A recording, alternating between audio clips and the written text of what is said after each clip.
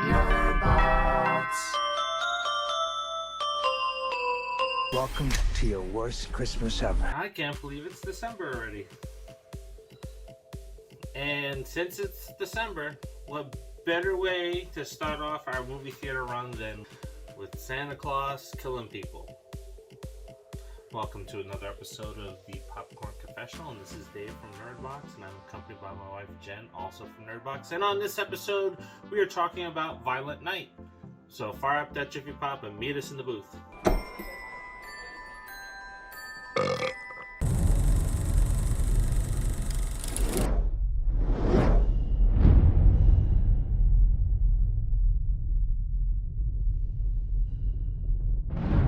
This is Brian O'Halloran, and you're watching the Popcorn Confessional on the Nerdbox. Sounds like a porn site. An elite team of mercenaries breaks into a family compound on Christmas Eve, taking everyone inside hostage. However, they aren't prepared for a surprise combatant. Santa Claus is on the grounds, and he's about to show you why this Nick is no saint. Before we dive into some things, this month on the Pop 5, you get to see a lot of Christmas goodies or holiday goodies. Starting with this Monday and 5 Killer Santa Claus movies. So that's something that you're going to want to check out because we're getting a lot of good horror treats in the theater. So we got Violent Night, we got The Mean One, and then we got Christmas Bloody Christmas. Who knows what else we may see come out to the theaters this month. And it's a good time for independent horror films, and it's a good time for it to be Christmas with horror movies. Violent Night lives up to its name. All the movies with Killer Santa Clauses in it, this probably has the highest body count. Yeah, and some of the kills were ones that we haven't seen before in other horror movies in general, let alone, a Killer Santa one. So I did enjoy some of the kills. They were unique. Yes, they were. That's always a plus. And then, of course, you have David Harbour as Santa Claus. Mm-hmm. I want to see him versus Bill Goldberg from the Santa Sleigh. That has to happen. That should be part 2. Yeah, but I want to see David Harbour kick ass, definitely. This was a fun film to watch in the theaters. Get some soda, you get some popcorn, kick back, and just enjoy.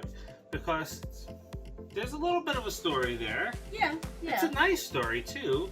It is, but it's nice because you kind of get the story in between the killing. Mm-hmm. So you're not just kind of sitting there oh, when are they going to stop with the storytelling? Right? They go back and forth. So that's a good thing. I don't know about you, but if I had a blender, I'm tossing in a little bit of Paul Blart in this, because that's kind of how the beginning of the movie reminded me. A little bit of the Santa Claus with Tim Allen in there, and then you toss in Santa's Sleigh with Bill Goldberg, and then you just mix it all up, and this is what you get: Violent Night. And a little bit of Home Alone. Yes, yeah, a little bit of Home Alone tossed in there too. Just for the kids. The little girl is a fan of Home Alone, so she may or may not do some of the Home Alone tricks in the movie. Guess you'll have to watch and see.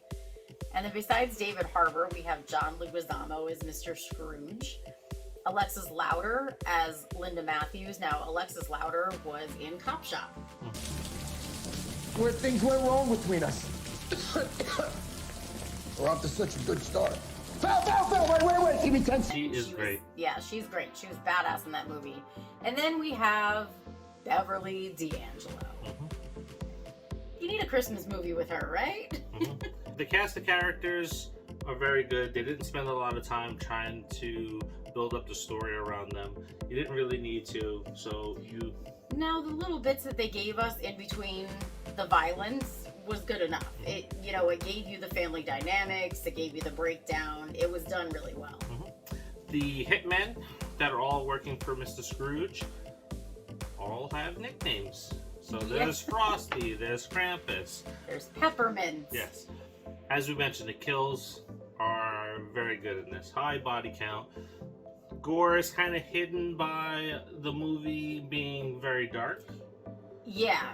So even though Probably some of the kills would have definitely bordered on gore because of the way it was done. You don't see it because it is darker, which is good.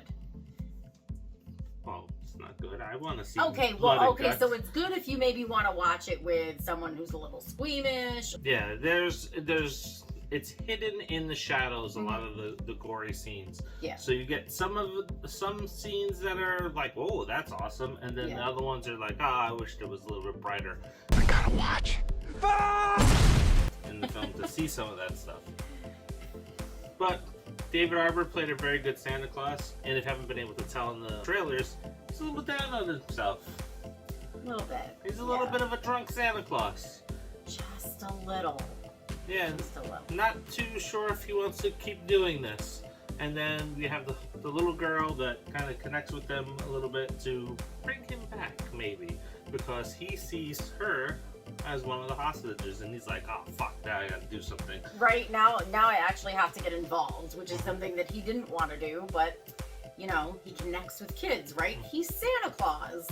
Very good comedy in this as well. Yeah, there definitely was. And if you had any doubts as far as, like, the whole Santa Claus thing, he's not just Santa Claus who, like, dresses up. He's actually Santa Claus.